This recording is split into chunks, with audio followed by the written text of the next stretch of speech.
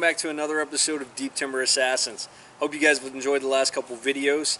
If you guys want to keep up with us, go out to Facebook and catch up with us on our Facebook page. You guys can message us, you guys can check out and see what we're doing during the summer, and follow what's going on with the Deep Timber Assassins crew. We've already gotten some great pictures of our shooters for next season, and it's been great so far. So catch up with us on Facebook, and I hope to see you there. On today's episode, we're going to catch up with David Howe, one of our pro staffers out of West Virginia. He's got a mini food plot out in the middle of the woods, and man, it's been getting hit hard with some really good deer. Stay tuned, and we'll see what happens.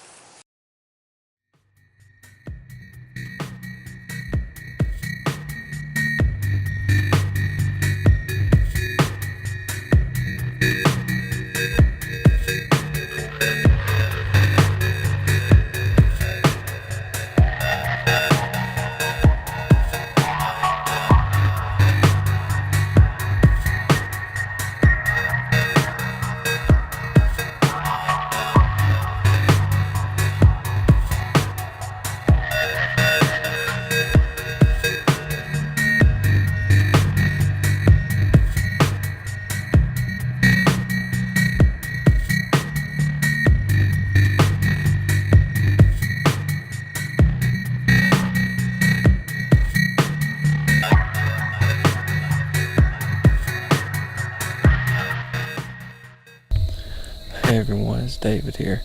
It's October 1st. Pretty nice morning, really clear. It poured the rain down the other day. I haven't hunted the past 2 days, just couldn't get out. So far it's been a little slow in the stand, but I'm after the big white 8 still. So stick around and we'll see what happens.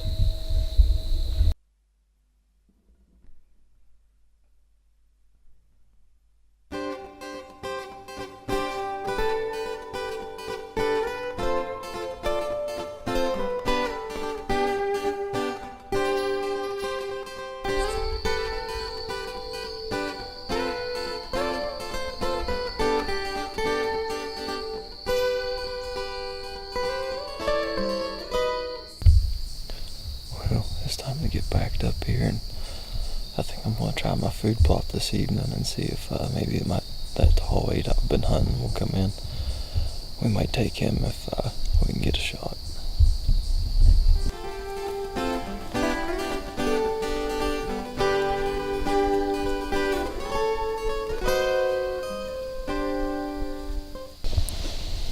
Well, it's October 8th and we're back up here in this food plot on the ridge again. It's a little windy.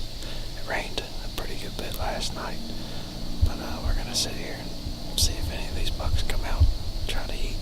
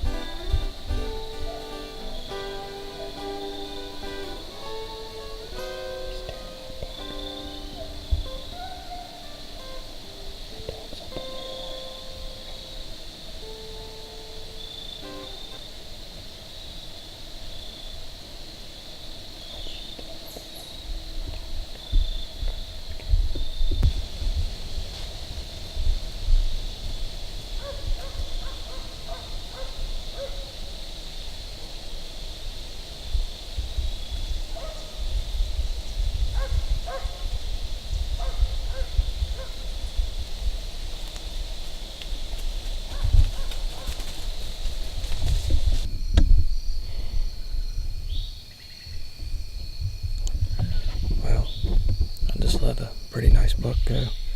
It's about a 3.5-year-old deer.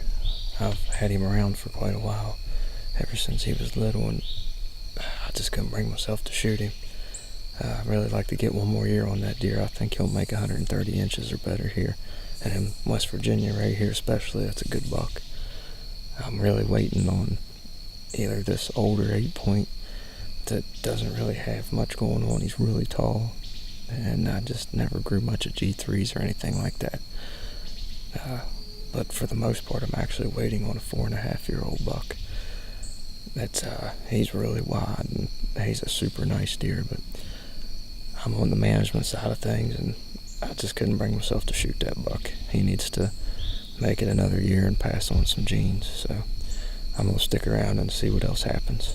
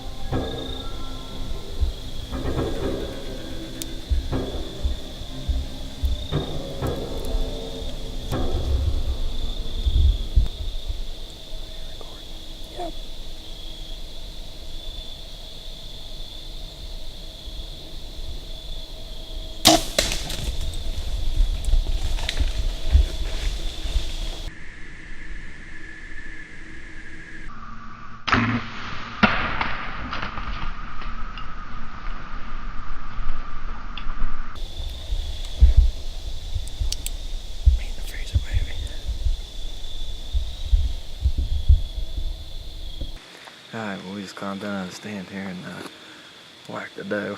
So we're getting ready to go track her here. Find a little bit of blood and see if we can find my hair real quick and walk down over this bank and check it out. I'll wing it. You just tell me when you're ready.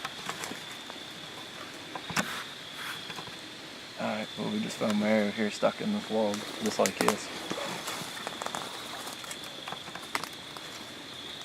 I haven't found the back half of it, but we got pretty decent blood there on this part of it. So we're gonna get moving down through. She jumped my string pretty good. I hit her a little high, but it came out pretty good. So we're gonna get down through here and check it out. We're still tracking deer, but we did find a pretty sweet old engine.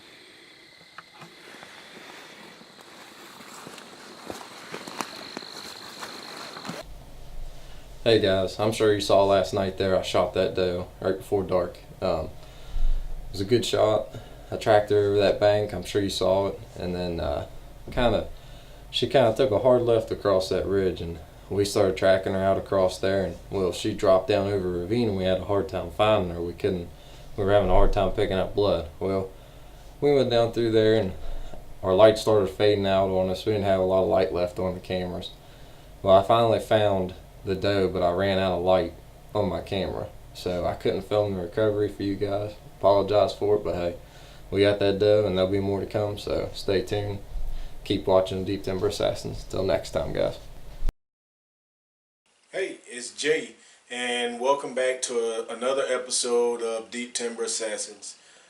Today, you guys are going to follow along with me as I journey to Maryland for the shotgun opener. Maryland, the county that I hunt in, does not have a rifle season. So in this particular county, Calvert County, it's slug gun only. Although I prefer to get it done with my bow, unfortunately in Maryland, me and my bow, we didn't do so good this year. Lucky enough, I was invited back to the Johnson property, a property that was my first year hunting this property, but the owner and his son, who also hunts on the property, you know, they took really good care of me, and we saw lots of deer on the property during bow season. I had my 13-year-old son out there with me. He was able to get drawn back on a nice mature doe, but often, as you see, it's not easy to get a 13-year-old a shot on the deer. So a couple weeks later, I returned back to the property, and we went out. There was a party of 6 or 7 of us that was hunting that day. Morning of the hunt, we met up at the Johnson's property. I had an area that I knew I was gonna be hunting. We had trail cam pictures of some very nice deer on the property, and a couple of deer that, you know, we knew we wanted to take out. So we all went on our separate ways. I was hunting out of a climber that day, self-filming, and was set up on a ridge top. Throughout the course of the morning, I heard several other people in the group send out a shot, and like most times, you know, we're communicating via text message, going back and forth and stuff. Hey, you know, he's down, I got him, and then he shot at another deer, and there I was sitting there thinking like, man, why have I not seen nothing today?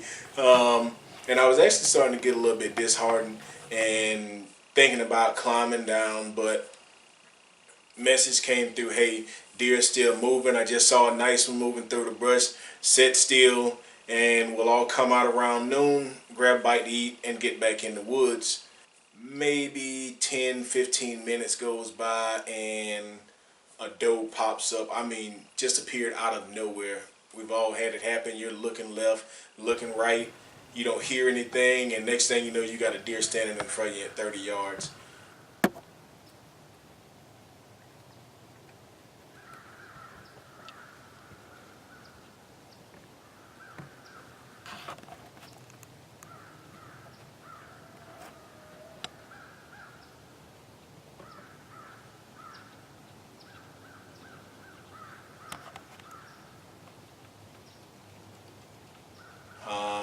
Contemplated shooting her because it was legal to take a doe, but unfortunately I was unable to get the camera situated, and the fawn that was behind her busted me and took off. So now frustration is starting to set in. Plus it was a little cold, and I was underdressed for the morning.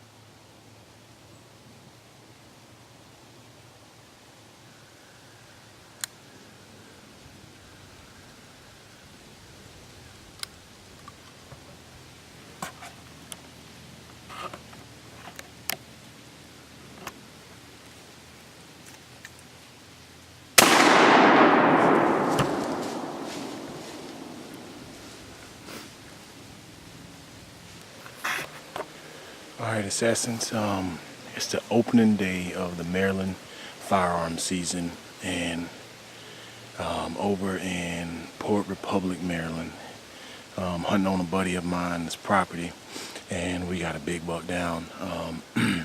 He came in about 15-20 minutes ago and shot him, gave him time. Gonna go down and see if we can't put our hands on him. Alright.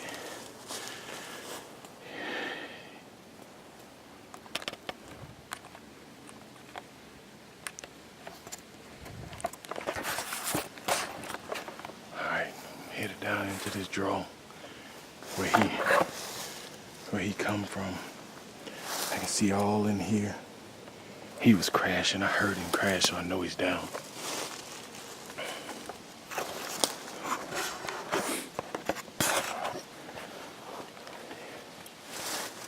Man, he got a toe up coming down this hill.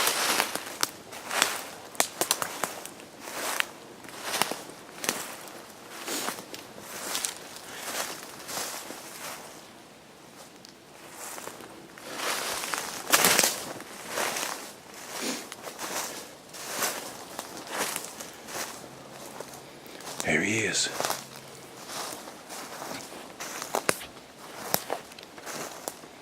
There he is, ladies and gentlemen.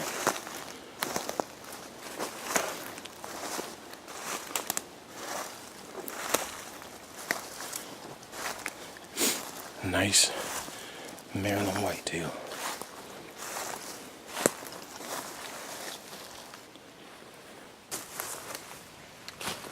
Well, guys, we down here in Port Republic, Maryland. Got a nice, mature 8-point. It's the opening day of firearm season here in Maryland. Had some does come in this morning and was trying to get the camera on the does and messed around and got spotted by one of them. Did a couple soft can calls and sent a text message out to the guys, and about 5 minutes after that, a buddy of mine that's hunting on the backside of the property, he shot a dandy of a buck, and he just told me to sit tight. And well, the rest is history. He came in at about 50 yards, made a good shot on him. He tumbled down the hill. Now I'm waiting on my buddies to come and get me, and we're gonna see if we can't get him out of here, get him tagged. And tomorrow we heading over to Virginia, and I'm gonna see if I can't put my son Antonio on a nice Virginia whitetail. All right, guys, Deep Timber Assassins, y'all stay tuned. Hey guys, hope you've enjoyed the show so far. Now we're gonna head out to Austin, who's gonna provide you some great information about setting up your arrows. Hi guys, this is Austin here with Deep Timber Assassins, and today I'm here talking to you guys about arrow setups, all the different ways to make your basic arrow just a little bit better. We got a micro diameter arrow. This is one of my favorite arrows, the Black Eagle Deep Impact. It is, again, you know, a micro diameter arrow, and so when you build them, it has an outsert on it. I believe these ones weigh 40 grains. So the total weight of this arrow is roughly about 427 grains with 100 grain and field point. These micro diameters hit very, very, very hard. So again, a micro diameter shaft, being that it is micro diameter, you're gonna get better long distance crosswind. The crosswind ain't gonna affect the arrow flight as much, and the outsert, have a little bit more weight out front. That's gonna help arrow flight. And being that it is, again, another a micro diameter shaft, you are going to have least resistance as it enters the animal for better penetration. Absolutely love micro diameters. Now this one right here is probably one of my favorite arrows as well. I just built this one last year, and this was going to be my heavy arrow. And what I did was I got the Black Eagle Spartans. They're kind of a medium diameter shaft. They're a little bit bigger than your normal, arrow shaft that you're going to get. And what I did with this is I went ahead and I put 100 grain inserts in there, and I shoot 200 grain field points out of it to raise my FOC. And this arrow right here with the 200 grain tip weighs 625 grains, and my FOC is roughly 24%.